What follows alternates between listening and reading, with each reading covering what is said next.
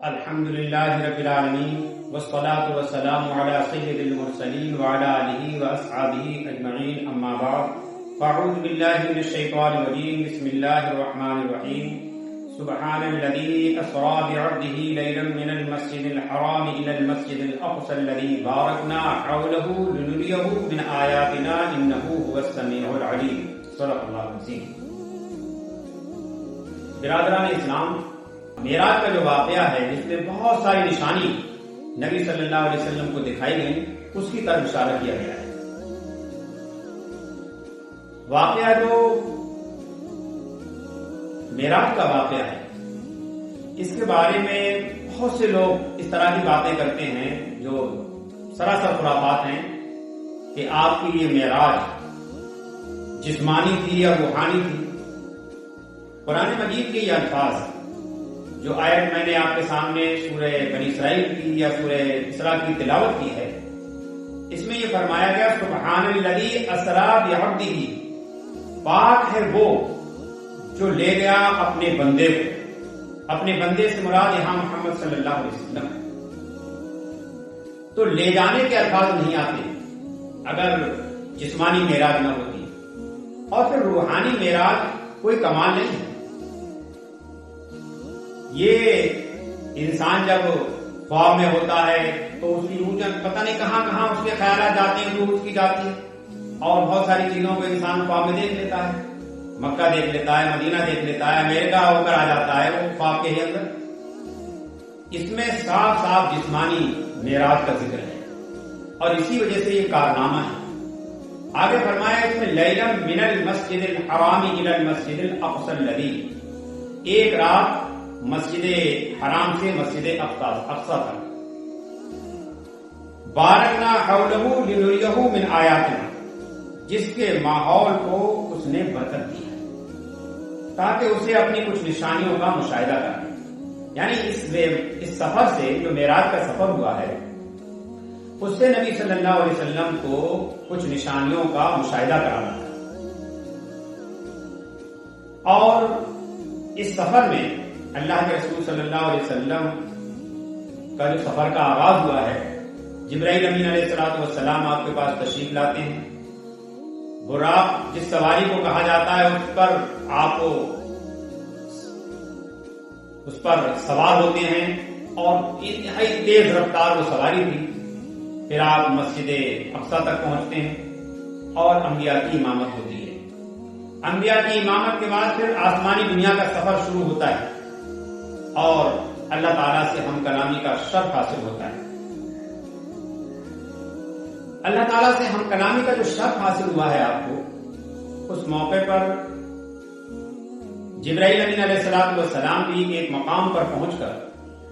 جب سدرۃ المنتہا تک پہنچتے ہیں تو یہ کہتے ہیں کہ میری منزل یہیں تک تھی، اب میں اس سے آگے نہیں بڑھ سکتا. تو آپ وہاں تک پہنچے جہاں تک کسی کی رسائی نہیں ہو سکی. اور پھر آپ کے لیے سورہ نجم میں جو الفاظ آتے ہیں فَكَانَ قَابَ قَوْسَيْنِ أَوْ أَدْنَىٰ فَأَوْحَىٰ إِلَىٰ عَبْدِهِ مَا أَوْحَىٰ،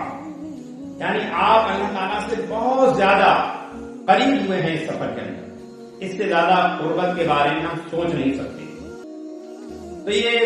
معراج کا جو سفر ہے وہ بہت سی نشانیوں کے لیے ہے. نبی اکرم صلی اللہ علیہ وسلم جب اس مقام تک پہنچے جہاں تک کسی کی رسائی نہیں ہو سکتی، تو آپ کی زبان سے بے ساختہ یہ الفاظ نکل گئے التحیات للہ والصلوات والطیبات، کہ ادب و تعظیم کے جتنے بھی کلمات ہو سکتے ہیں، اور جتنی بھی یعنی زبانی اور جسمانی اور مالی جتنی بھی عبادتیں ہو سکتی ہیں، وہ سب اللہ تعالیٰ کے لیے. التحیات للہ والصلوات والطیبات، یہ نبی اکرم صلی اللہ علیہ وسلم کی زبان سے الفاظ نکلے. اور جب آپ نے یہ کلمات آپ اپنی زبان سے ادا کیے تو اللہ تعالیٰ کی طرف سے جواب آتا ہے. اللہ تعالیٰ کی طرف سے جواب میں کیا کہا جاتا ہے؟ السلام علیکہ، سلام ہو آپ پر، ایھا النبی، اے نبی صلی اللہ علیہ وسلم، ورحمۃ اللہ، اور اس کی رحمتیں آپ پر ہوں، وبرکاتہ، اور اس کی برکتیں آپ پر ہوں. یعنی اللہ تعالیٰ نے اس وقت آپ پر اپنی سلام بھیجا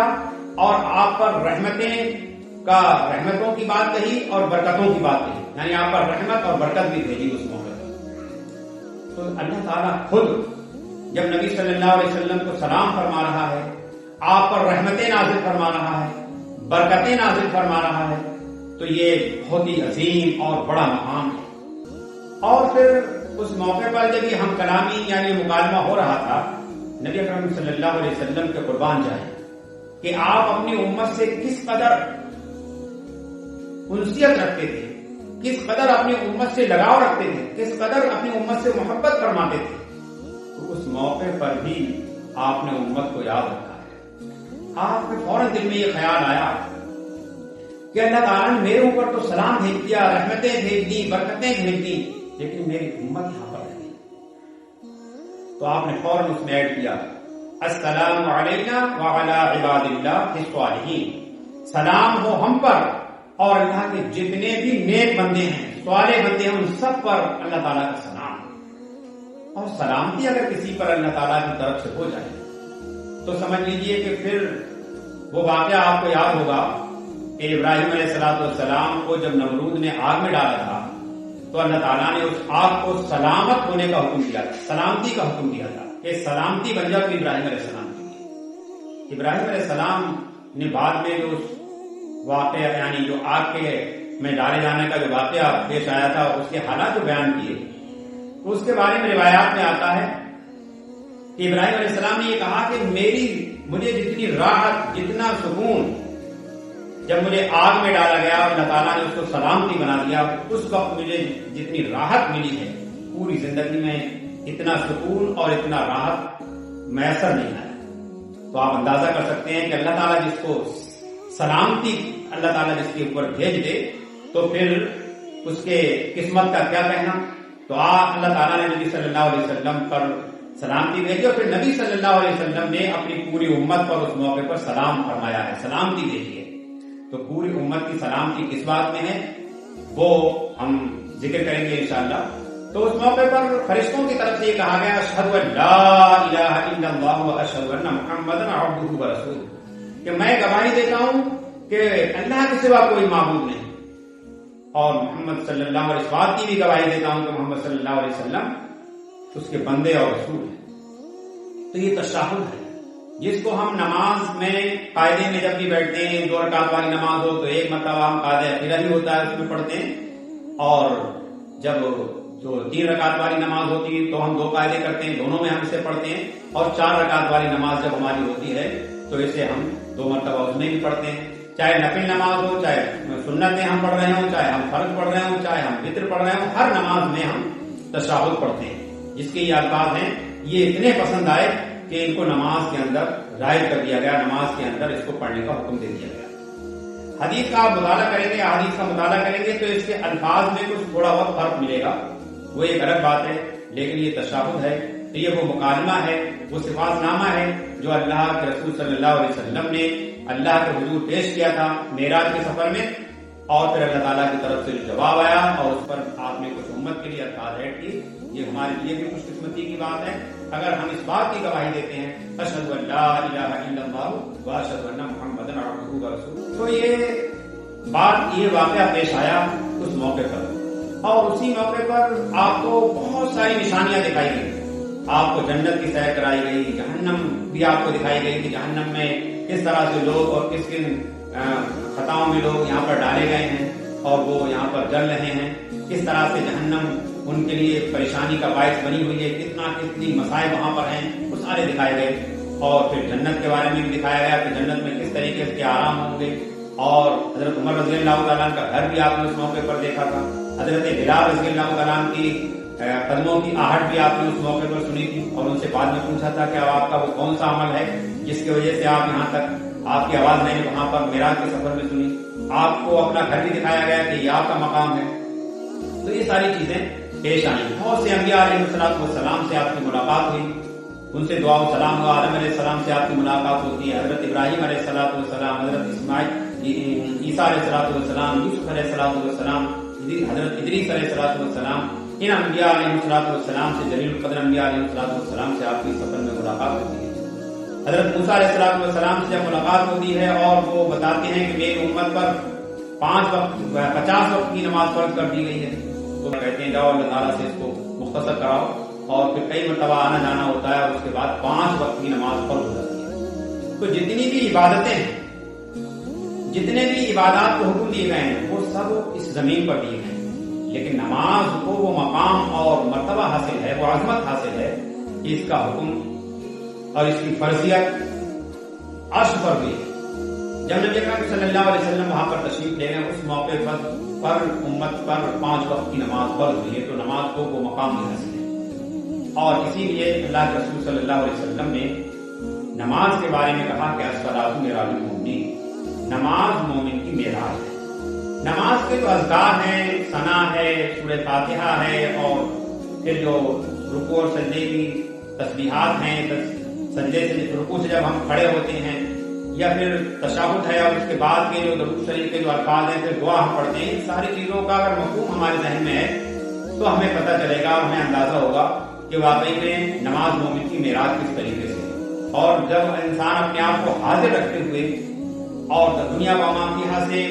بالکل غافل ہو کر اپنے آپ کو اس نماز میں مشغول کر کے نماز پڑھے گا تو واقعی میں معراج ملے گی اس کے لیے۔ تو اس کے لیے ضرورت اس بات کی ہے ہمیں نماز کا مفہوم بھی آتا ہو۔ میں نے ابھی تشہد کا مفہوم آپ کے سامنے پیش کیا، اب کچھ اور باتیں میں آپ کے سامنے پیش کر رہا ہوں۔ دیکھیے، میں ہجرت کا ذکر کر رہا تھا، نبی اکرم صلی اللہ علیہ وسلم کو ہجرت کا جو مدینے کا جو سفر ہے آپ کا وہ ہونے والا تھا، تھوڑا ہی قریب تھا، اس وقت یہ معراج کا واقعہ پیش آیا، اور جب آپ نے آنے کے بعد یہ واقعہ مشرکین کے بڑے بڑے جو سردار تھے ان کو سنایا، ابو جہل بھی وہاں پر موجود تھا، تو انہوں نے آپ کا مذاق بنانا شروع کر دیا۔ کہا دیکھیے، اب تک تو یہ کہتے تھے کہ جبرائیل امین علیہ السلام یہاں دنیا میں آتے ہیں اور میرے اوپر کلام لے کر آتے ہیں، اور اب دیکھیے آسمان کی باتیں ہونے لگی، کہہ رہے ہیں کہ آسمان پر میں گیا تھا اور میری اللہ تعالیٰ سے ملاقات ہوئی، بات چیت ہوئی ہے اللہ تعالیٰ سے۔ دیکھیے یہ بات، اور پھر آپ نے اپنا مسجد اقصیٰ کے سفر کے بارے میں بھی بتایا، اور آپ نے قافلے کا ذکر کیا کہ وہ قافلہ راستے میں آ رہا ہے، اس سے بھی آپ تصدیق کر سکتے ہیں، اور پھر وہ قافلہ آیا، اس نے بھی تصدیق کی کہ ہم نے ایک تیز رفتار سواری کو جاتے ہوئے دیکھا۔ اور پھر آپ دیکھیں کہ اس وقت بھی ایسے سادھن نہیں تھے کہ مسجد حرام سے یعنی مکہ سے اور فلسطین تک کا یعنی مسجد اقصیٰ تک کا سفر ایک رات میں کیا جا سکتا۔ اس وقت ایسے کوئی ذرائع نہیں تھے آمد و رفت کے، کوئی ایسے وسائل نہیں تھے جن کے ذریعے سے آج تو ہم گھنٹوں میں سفر کر سکتے ہیں، لیکن اس وقت ایسے کوئی وسائل موجود نہیں تھے۔ اس کے باوجود آپ کا اس وقت وہاں تک سفر کرنا اور پھر اس طرح کی باتیں کرنا کہ یہ کیسے ممکن ناممکن کی بات تو انسانوں کے لیے ہوتی ہے۔ انسانوں کے بارے میں یہ ہے کہ وہ کتنی قدرت رکھتے ہیں، کیا کام کر سکتے ہیں۔ جو ہستی مالک ارض و سما ہے، جس نے تمام سیارے اور تمام کائنات کو وجود بخشا ہے، اس کے لیے ناممکن نام کی کوئی چیز نہیں، کسی چیز کا کوئی نمونہ موجود نہیں تھا، کوئی ماڈل موجود نہیں تھا۔ اس نے اس پوری کائنات کو بنا دیا۔ انسان جیسی خوبصورت، جس کے بارے میں اللہ تعالیٰ نے خود فرمایا کہ احسن تقویم، کہ ہم نے اس کو بہترین ساخت پر بنایا ہے۔ اللہ یہ انسان کو اللہ تعالیٰ نے بنایا، کوئی ماڈل اس کا موجود نہیں ہے، اور انسان کی ساخت پر ہی اگر غور کریں تو معلوم ہوگا کہ اللہ تعالیٰ کا کتنا بڑا کرشمہ ہے انسان۔ تو یہ بات کہنا کہ یہ معراج کیسے ممکن ہے، اس طرح کے سوالات کرنا، یہ میرے خیال سے خرافاتیں ہیں۔ اس طرح کی باتیں کرنا اور دماغ کی انسان کی کجی ہے۔ انسان وہ چیزیں نہیں سوچ سکتا جو اللہ تعالیٰ ہر چیز، جتنی چیزیں ہیں، یعنی جو بہت سے انبیاء کو معجزات دیے گئے تھے ان کے تعلق سے بھی آپ غور کریں گے تو ہمیں بہت ساری چیزیں نظر آئیں گی، اور یہ بھی معراج کا سفر بھی ایک معجزہ ہے ایک طریقے سے، جو معراج بھی گیا، کیونکہ یہ ہمارے لیے معجزہ ہے۔ تو ہم یہ کام کوئی نہیں کر سکتے اتنے جلدی، کہیں کام کوئی انسان کر لے اور وہاں تک تو کسی کے پہنچنے کا مطلب ہی نہیں۔ تو وہ کام جو کروڑہ سال میں بھی، ارب سال میں بھی نہیں ہو سکتا تھا، وہاں تک کا سفر، وہ اللہ کے رسول صلی اللہ علیہ وسلم کو ایک رات میں کرایا گیا، اور ایک رات بھی نہیں بلکہ لیلن کا لفظ آیا ہوا ہے، رات کا کچھ حصہ یہ کہا جا رہا ہے۔ اور پھر آپ دیکھیں کہ جو ہم سیرت میں پڑھتے ہیں کہ اللہ کے رسول صلی اللہ علیہ وسلم کے دروازے کی کنجی جو تھی، زنجیر جو تھی وہ ہل رہی تھی، اور آپ کا بستر بھی گرم تھا، یعنی آپ اتنی جلدی اس سفر میں واپس تشریف لے آئے ہیں۔ اور پھر جب صدیق اکبر رضی اللہ تعالیٰ عنہ ابو بکر صدیق رضی اللہ تعالیٰ عنہ تشریف لاتے ہیں تو مشرکین مکہ یہ سوچتے ہیں کہ آج ابو بکر کو محمد صلی اللہ علیہ وسلم سے الگ کرنے کا بہترین موقع ہے، اور وہ یہ کہتے ہیں دیکھیے آج ہمارے صاحب کس طرح کی باتیں کر رہے ہیں۔ تو اللہ حضرت ابو بکر صدیق رضی اللہ تعالیٰ عنہ محمد صلی اللہ علیہ وسلم کے پاس تشریف نہیں لائے تھے، لیکن فوراً یہ کہا کہ آمنا صدقنا، اگر آپ فرما رہے ہیں تو اس کے پر میں ایمان لایا اور اس کی میں صداقت جو ہے تصدیق کرتا ہوں۔ تو وہیں سے آپ کو صدیق کا لقب ملا، حضرت ابو بکر صدیق رضی اللہ تعالیٰ عنہ۔ تو اور نبی صلی اللہ علیہ وسلم کے معراج کے سفر کے تعلق سے یہ کچھ باتیں میں نے آپ کے سامنے پیش کی ہیں۔ ایک بات میں آپ کو اور بتا دوں کہ آپ کی ہجرت مدینے کے لیے ہونے والی تھی، اور کوئی بھی قوم اس وقت تک ہلاک نہیں ہوئی ہے، چاہے آپ قوم عاد کو لے لیں، قوم سمود کو لے لیں، قوم نوح کو لے لیں، جب تک نبی اس کے اندر موجود رہا ہے، اس وقت کا نبی اس کے اندر موجود رہا ہے۔ تو نبی صلی اللہ علیہ وسلم کے بارے میں تو قرآن مجید میں اللہ تعالیٰ نے یہ بات فرمائی کہ وما کان اللہ لیعذبہم وانت فیہم وما کان اللہ معذبہم، یعنی جب تک آپ ان کے درمیان موجود ہیں ہم ان کو عذاب نہیں دے سکتے، ان پر عذاب نازل نہیں ہو سکتا۔ تو آج بھی آپ دیکھیں دنیا کے اندر جتنے بھی دیش ہیں، جتنے بھی ممالک ہیں، ان کے اندر جب تک اسلام یعنی اللہ کا نام لینے والے لوگ موجود ہیں، اللہ کا ذکر کرنے والے، اللہ کو یاد کرنے والے، اللہ کی بندگی اور عبادت کرنے والے، اللہ کہنے والے لوگ موجود ہیں، تب تک وہ تمام ملک سالم ہیں، صحیح سلامت رہیں گے، ان میں کوئی بڑی تباہی نہیں آئے گی، کوئی برباد نہیں ہوں گے۔ لیکن جس دن کسی بھی ملک سے اللہ والے نہیں رہیں گے، اللہ والے وہاں سے بھگا دیے جائیں گے، ان کا وہاں سے اخراج کر دیا جائے گا، اس دن وہ ملک بھی باقی نہیں رہ سکتا، اللہ کا عذاب، اللہ تعالیٰ کی پکڑ اس پر آ جائے گی۔ اللہ تعالیٰ نے اس میں بات بتائی ہے۔ آپ دیکھیں کہ ایک بات میں اور آپ کو اس کی طرف اشارہ کر رہا ہوں، بتانا چاہ رہا ہوں آپ کے سامنے کہ معراج کے سفر میں جیسا کہ میں نے آپ کے سامنے ذکر کیا کہ 5 وقت کی نماز فرض ہوئی تھی۔ ذرا آپ غور کریں کہ آپ کا کوئی دوست ہو، کوئی عزیز و اقارب میں سے ہو، کوئی رشتہ دار ہو، اور وہ مکہ یا مدینہ کا سفر کرے، یعنی حج اور عمرہ کے ارادے سے وہ جائے اور وہاں کا سفر کر کے آئے، اور وہاں سے تحفہ لائے آپ کے لیے، کھجوریں لائے، زمزم لائے، اور بہت سی چیزیں بھی ہو سکتی ہیں وہ لے کر آئے وہاں سے، وہ آپ کو پیش کرے اور آپ اسے پیٹھ کے پیچھے پھینک دیں، تو کوئی بھی شخص آپ کے بارے میں اچھی رائے قائم نہیں کرے گا، سوچے گا نہایت بے ادب شخص ہے، بدتمیز شخص ہے، چیزوں کا احترام نہیں کرتا، اور جتنے بھی لوگ ہوں گے وہ ان میں سے کوئی شخص بھی اس شخص کو اچھا نہیں کر سکتا۔ نبی صلی اللہ علیہ وسلم معراج میں تشریف لے گئے، وہاں سے ہمارے لیے نماز کا تحفہ لے کر گیا۔ آج آپ امت کے حالات پر غور کریں اور اپنے مسجدوں کی حالت پر غور کریں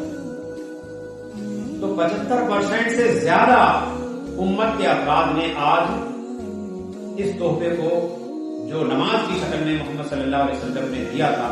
اس کو پسے خشک ڈال رکھا ہے، اس کو پھینک دیا، اس کی قدر نہیں کی۔ یعنی 75% سے زیادہ افراد ملت کے اندر ایسے ہیں جو نہیں جانتے کہ 5 وقت کی نماز کیا چیز ہوتی ہے، اور اس کی قدر نہیں جانتے، نہ وہ 5 وقت کی نماز پڑھتے ہیں۔ اور بہت سارے ایسے بھی لوگ مل جائیں گے جو اپنے آپ کو مسلمان کہتے ہیں لیکن جمعے کی نماز پڑھنے کی بھی انہیں توفیق نہیں ہوتی۔ تو اس سے آپ اندازہ کر سکتے ہیں کہ وہ کس قدر اللہ تعالیٰ کی نظر میں بھی برے ہیں، اور واقعی میں وہ برے لوگ ہیں، غلط لوگ ہیں، انہیں اپنے عمل سے رجوع کرنا چاہیے، اللہ تعالیٰ کی طرف توبہ کرنے کی ضرورت ہے۔ تو یہ معراج کے تعلق سے چند باتیں تھیں جو میں نے آپ کے سامنے پیش کی۔ اللہ تعالیٰ سے یہ دعا ہے کہ ان میں جو مفید باتیں ہیں ان پر غور و فکر کرنے اور نماز کا ہمیں اہتمام کرنے اور اس کو صحیح معنی میں قرۃ عین فی الصلاۃ بنانے اور الصلاۃ معراج المومنین کے طور پر پڑھنے کی توفیق عنایت فرمائے۔ اللہ تعالیٰ